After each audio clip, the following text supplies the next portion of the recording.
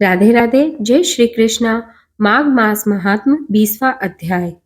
कुमारियों ने कहा, हे माता, आज किन्नारियों के साथ सरोवर पर स्नान करते और खेलते रहने के कारण हमें समय का ज्ञान नहीं रहा।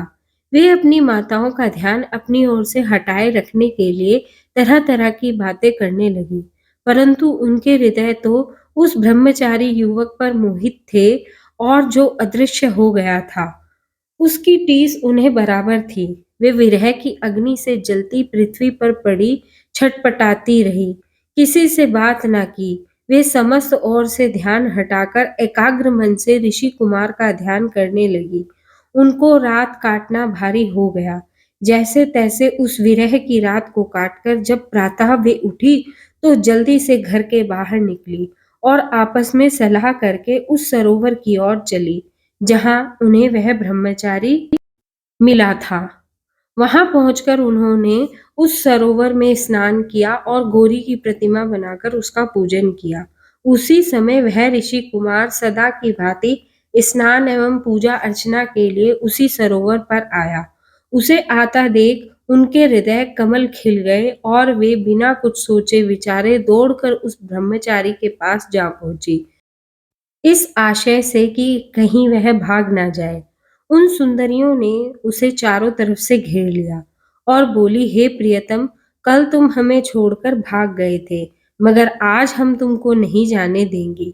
स्वयं चारों ओर से उन सुंदरियों द्वारा घिरते देखकर वह ऋषि कुमार चिंता में पड़ गया। उसने उन्हें भली प्रकार समझाते हुए कहा, हे सुंदरियों, धर्म की मर्यादा को ध्यान में रखो। मैं तो अभी तक ब्रह्मचारी हूँ और वेद अध्ययन कर रहा हूँ। जब तक मैं गृहस्थ आश्रम में प्रवेश करने के योग्य नहीं हो जाता, तब तक मैं विवाह कैसे कर सकता हूँ?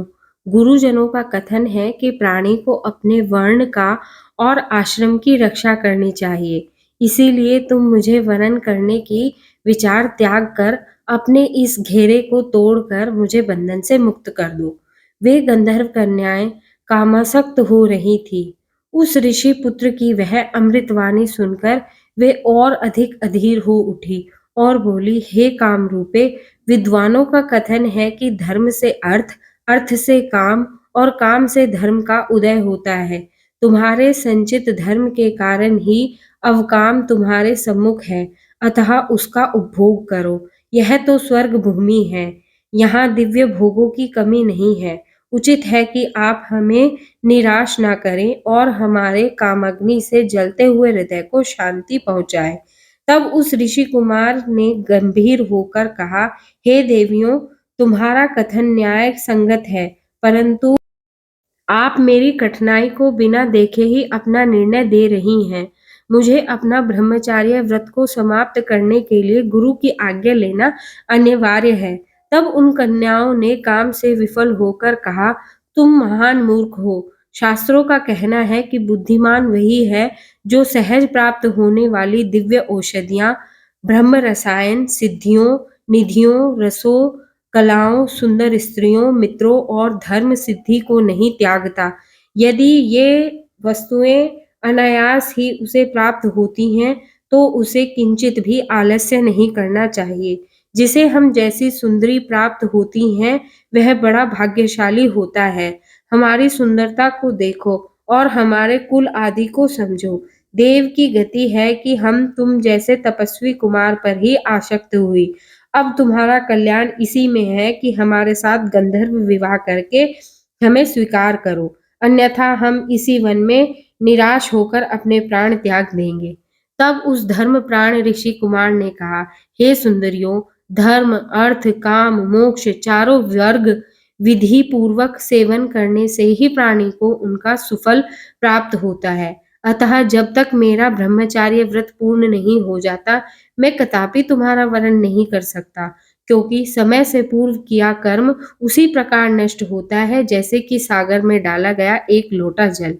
हे कन्याओं, इस समय मेरा मन धर्म से आसक्त है, अतः मैं तुम्हारी इच्छा की पूर्ति कदापि नहीं कर सकता। उसके इस उत्तर को जान और अपनी कामवासना से मदांग हुई उन युवतियों ने अपने हाथों को छोड़ दिया और सब की सब एक होकर उस ऋषि कुमार से चिपट गई। प्रमोदिनी ने उसके चरण पकड़े, सुशीला और सुस्वरा ने उसकी दोनों भुजाओं को जकड़कर पकड़ लिया, सुतारा उसके वक्ष से चिपट गई और चंद्रिका उसके मुख को चूमने लगी। इस प्रकार कामोशक्ति उन गंधर्व कन्याओं के उत्तेजित करने पर भी वह ऋषि कुमार अपने धर्म की रक्षा में सफल रहा। उसे प्रचंड क्रोध आया और तब श्राप देते हुए बोला, हे कामाशिक्तो, तुमने पिशाचियों की भांति मुझे घेरा है, अतः तुम अब पिशाचियों का रूप ग्रहण करो। इस शाप को सुनते ही वे उससे छिटक कर दूर हटी और क्रोध में भरकर बोली, हे पापी, हम निरपराध कन्याओं को तूने यह शाप क्यों दिया? तू धर्मज्ञ नहीं है, जो प्रिय और अप्रिय कार्य का भी भेद नहीं समझता। सभी जानते हैं कि प्रेम पात्र भक्त एवं मित्रों के साथ द्रोह करने वाले को कोई सुख नहीं मिलता है। जैसा तूने हमारे साथ किया, उसका फल तुझे भी प्राप्त हो सके, इसीलिए हम भी तुझे शाप देती हैं कि तू भी पिशाच हो जा। इस प्रकार परस्पर शापों के आदान प्रदान से वे कन्याएं पिशाचिनी और वह ऋषि कुमार पिशाच बन उसी सरोवर के तट पर निवास करने लगे। हे राजन, कर्म के फल को प्राणी अवश्य ही प्राप्त करता है। कर्म फल सदैव छाया की तरह प्राणी के साथ रहता है। देवता भी कर्म फल से मुक्त नहीं होते हैं।